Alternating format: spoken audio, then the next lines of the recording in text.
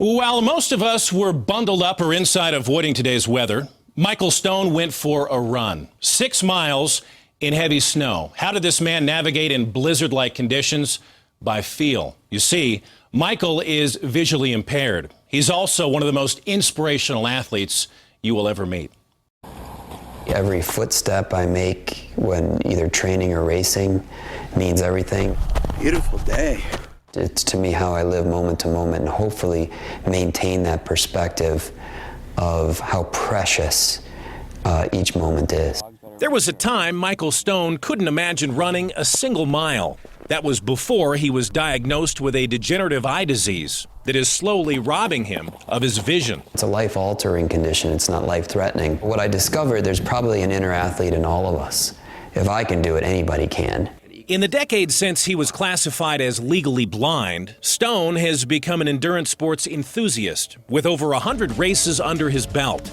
We're talking Ironman and Xterra triathlons. He's also conquered the ultra marathon. Legal blindness are people that do have some light perception. In my case, it's coming in from my peripheral. It doesn't mean that I see well outside here. Put my running shoes on or put me out on a bicycle and I couldn't be happier. All your senses come alive and you don't want it to end. Michael didn't run on trails until a few years ago. Now, he's like a jackrabbit. His mantra, there has to be a way. We're all going to be challenged in some aspect of our life. How we choose to deal with adversity really helps define our character. Yeah. And I mean, I can't even imagine where I'd be right now without it. Last month, it took him to Southern California for the Surf City Marathon. During the race, all I heard was "Go blind guy."